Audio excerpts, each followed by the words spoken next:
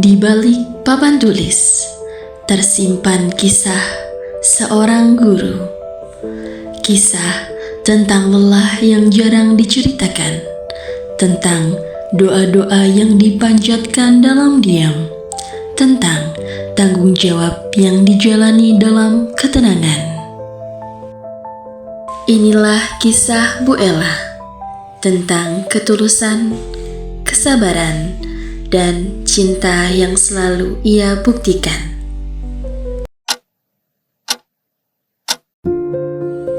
Pukul 3 dini hari, saat dunia masih gelap, Bu Ella terjaga. Dengan doa, ia membuka hari, menyalakan cahaya dalam hati. Sajadah ia bentangkan, dalam tahajud, ia bersujud. Setelah sholat, lantunan ayat suci ia ulangi, menjaga hafalannya. مثلهم كمثل الذي استنقد نارا فلما أضاءت ما حوله ذهب الله بنورهم وتركهم في ظلمات لا يبصرون. Usai murojaah, Bu Ella menyalakan kompor, menanak nasi, dan memasak lauk untuk nasi cokot yang ia jual. Makanan sederhana namun penuh makna perjuangan. Sekitar 100 bungkus ia siapkan setiap hari.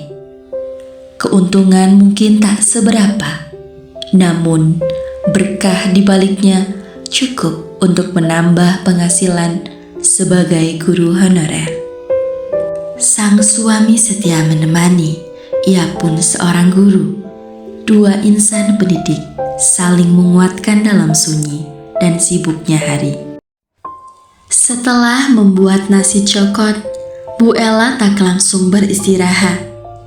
Membereskan rumah, lalu membangunkan anak-anaknya untuk sholat subuh berjamaah. Mereka memulai hari, menguatkan langkah, menumbuhkan semangat, dan menata niat sejak pagi.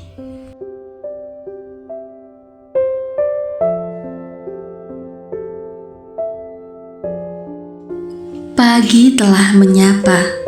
Bu Ella membuka jendela, menghirup udara segar, dan mensyukuri hidup yang kembali diberi. Sebelum berangkat, ia menyiapkan anak-anaknya untuk sekolah.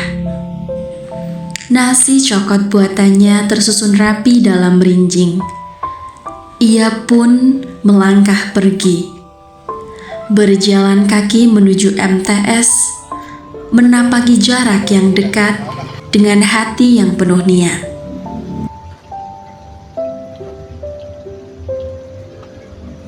Sesampainya di sekolah, Bu Ella langsung menjual dagangannya di koperasi. Nasi cokot buatannya disambut antusias oleh anak-anak. Jajanan sederhana yang menghangatkan hari dan selalu dinanti.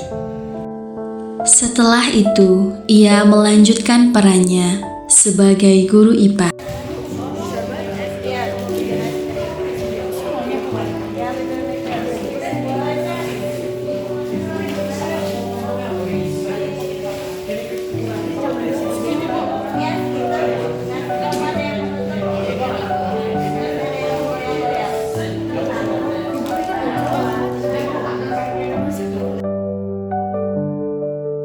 Di kelas IPA, Bu Ella menanamkan ilmu dengan sabar dan sepenuh hati.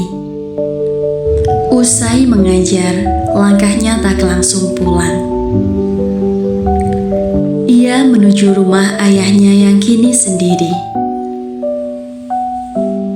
Membersihkan, merapikan, dan menghadirkan bakti lewat kehadiran yang setia setiap hari.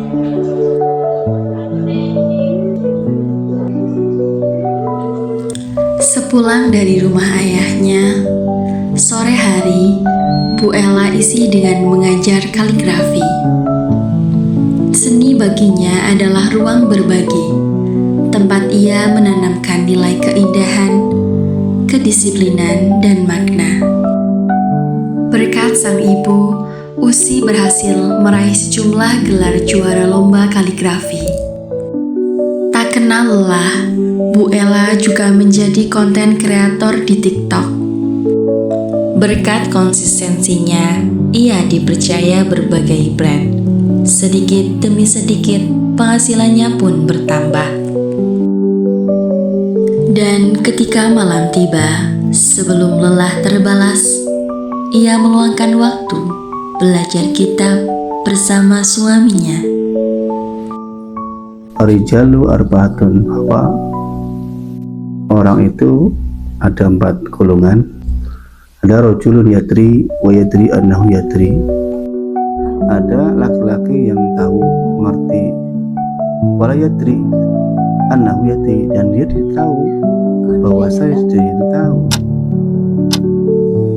Jam menunjukkan pukul 10 malam, hingga akhirnya Bu Ella beristirahat dan menutup hari dengan penuh syukur.